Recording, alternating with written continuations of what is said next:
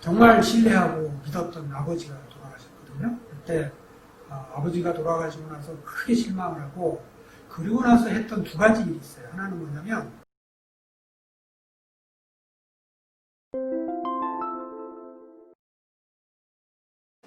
우리가 지금 말하고 있는 언어가 아니고 비언어거든요. 그래서 비언어적 언어인데 거기에는 이제 형태와 색채가 있어요. 형태. 네, 그래서 형과 색, 그래서 조형심리, 색채심리 이제 이런 것들을 하게 되는데 예전에 이제 우리 중고등학교 때 특히 미술 시간 그러면 내가 원하는 대로, 내가 하고 싶은 대로 이제 그리면 됐지 뭐 이렇게 생각을 하는데 여기에도 사실은 객관성이라는 게 있습니다.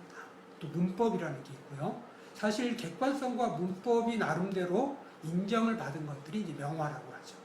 그래서 여러분들이 미술 시간에 거론되는 작가들은 여러분들이 흔히 내가 그린 그림이 어떤 영향을 미칠까라는 측면에서 볼 때 많은 사람들이 영향을 받았다라고 하는 객관성을 얻었기 때문에 명화가 되는 거예요.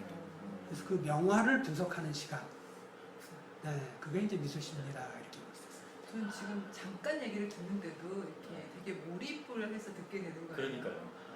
교수님 수업이, 박완 교수님 수업이 인기가 진짜 많아요. 지난번에 같이 이렇게 걸어가는데 저 멀리에서 학생들이 연예인 보듯이 교수님! 하면서 달려오는 거예요. 그런 교수님을 본당이야 뭐 이런. 맞을까? 도대체 그 비결이 뭘까 되게 궁금했었거든요. 명화는 객관성과 문법이 있다. 저는 이걸 기억이 확 들어오네요. 네, 문법이라는 것도 여기서 공부 잘하는 사람은 공부 못하는 사람은 잘하는 거 그러네. 교수님은 은근히 용기를 많이 주시네요. 빈센트 반 고흐가 1893년 3월 30날 태어났거든요. 근데 그 1년 전에 이제 형이 죽어서 엄마 뱃속에서 사살했는데 그 부모는 그 사살한 형의 이름을 빈센트 반 고흐 이름에다 그냥 지어줘요. 그 형의 이름이에요. 네. 그러니까 빈센트 반 고흐 일생은 형의 대신이었어요. 그랬구나. 그리고 다르게 보이네요. 자기 생일이 형의 제삿날과 같은 날이에요. 근데 어머니 아버지는 형의 제사상을 먼저 차리는 거예요. 얼마나 비참하게 살았겠어요. 그래서 이 노란색이라고 하는 아주 이 명도가 높은 색상을 고른 이유도 내가 여기 있다. 이런 어떤 측면들이 강하거든요. 그래서 그때 이제 부모의 역할이 이제 어떻게 되느냐에 따라서 이후에 사람이 어떻게 변하느냐. 그러니까 빈센트 반 고흐가 그림을 그려서 다행이지 그림을 그리지 않았더라면 그야말로 이제 정신분열로 여러 가지 정신의 어떤 심리적 문제를 가지고 정말 의미 없이 죽었을 것 같은 그런 느낌이 드는데 그때 이제 필요한 이 부모의 역할, 부모님에 대한 생각 이런 것들을 이제 이미지로 표현하게 하죠. 그래서 남자 같은 형상, 여자 같은 형상 두 장을 주고 거기다가 형상이 아니고 이미지를 통해서 표현을 해봐라. 그리고 나서 부모님들의 장점과 단점을 써보고 뒷면에다가는 부모님한테 붙이지 않는 편지를 손편지를 써보라. 그러면 정말 생생하게 일반적인 아이들은 그렇게 특히 이제 관계가 좋으면 오히려 이제 그 진지한 정말 절절한 편지가 안 나오는데 그동안 소원했던 아이들일수록 정말 붙이는 편지가 아니잖아요. 솔직하게 부모에 대한 생각들을 씁니다. 그리고 말미에 이런 기회를 주셔서 너무 감사합니다. 그런 과제들. 뭉크는 이제 그 불안을 표현한 최초의 하나거든요. 그래서 불안을 표현하고 절규. 그렇죠. 네.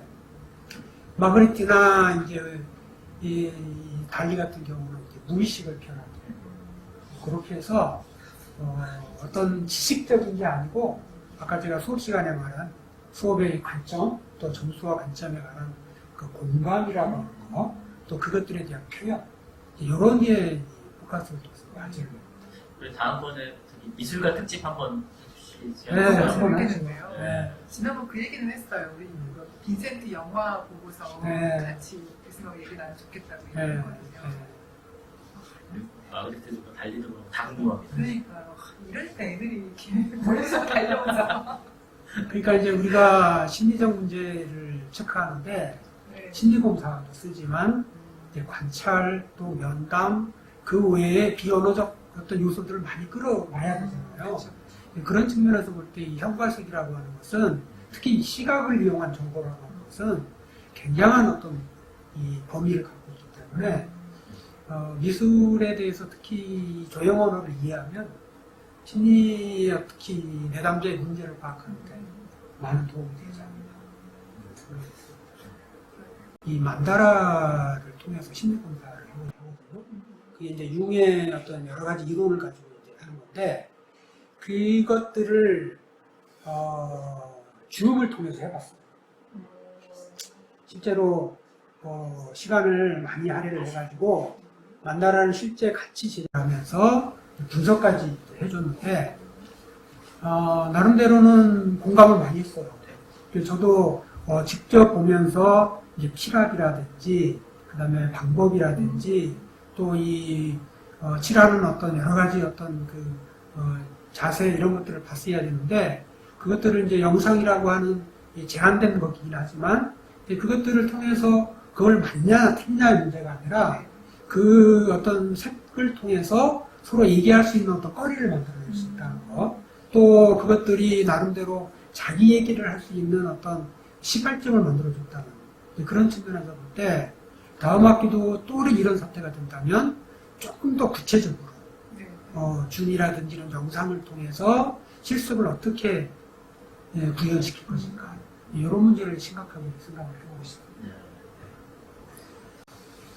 학생들한테 이제 하고 싶은 말은 사실 이제 상담을 해봐도 이번 학기 제일 어려운 게 학교 오지 못한 거, 또 집에서 혼자 생활해야 된다는 거, 또 그러다 보니까 이제 생활 습관이나 태도가 너무 느슨해지고 이런 것들을 굉장히 힘들어했어요. 그래서 특히 이제 그 중에 제일 안타까웠던 것 중에 하나는 저는 사람들과 만나고 얘기하고 막 이런 걸 너무너무 좋아하는데 그런 것들을 못해서 너무 우울했어요.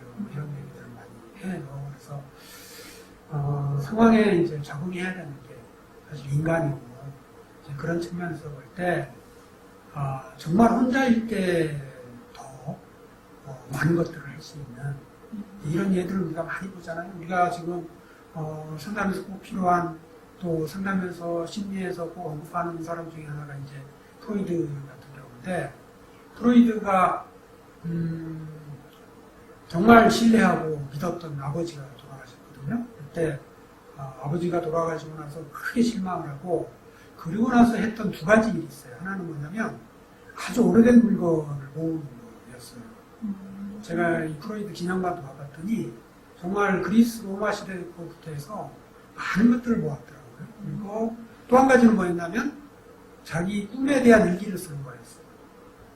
그래서 정말 모든 것과 헤어지고 그리고 나서 혼자가 됐을 때 자기 내면을 추구하게 되고 그 오래된 물건을 모은다는 것도 사실은 뭔가 확실하지 않는 아주 오랜 옛날의 고대 유물 같은 그런 것들을 찾아가는 그런 마음으로 사람의 마음을 찾아가는 그런 자세가 아니었을까 생각이 들고요. 그리고 자기 꿈에 대해서 일기를 썼던 이유도 꿈에 대한 분석을 그때부터 하기 시작한 거죠. 다른 사람과 얘기하고 이거보다는 오히려 자기 내면에 더 치중하게 된 거죠. 그래서 이 1899년에 책을 만들고 꿈의 분석이라는 책을 이거는 세계를 획기적으로 바꿀 만한 책이다. 그렇지만 지금은 내가 발표할 시기가 아니다. 그래서 1년 늦춰서 1900년도에 이걸 발표하고 20세기를 정말 뒤흔들 하나의 사건으로 만들어 갔다는 거죠. 그래서 우리가 이제 같은 일을 갖고 있는데 특히 우리는 이제 심리, 보이지 않는 거 이걸 연구하는 학문이란 말이에요. 이런 면에서 볼 때 남과 떨어져서 혼자일 때 오히려 그 마음이 보이지 않을까 이런 생각이 듭니다. 특히 시각을 잃었을 때 마음으로 본다. 뭐 이런 얘기 많이 듣죠. 그런 측면에서 볼 때 지금 이 상황을, 이 마이너스를 플러스로 바꾸는 지혜 이런 것들이 필요하지 않을까 이런 생각이 듭니다. 분발하세요. 글쎄 왜 이제 사오셨어요? 원래 조용필은 마지막에 나옵니다. BTS가 마지막이라고 생각했습니다. 세대 차이 세대 차이입니다.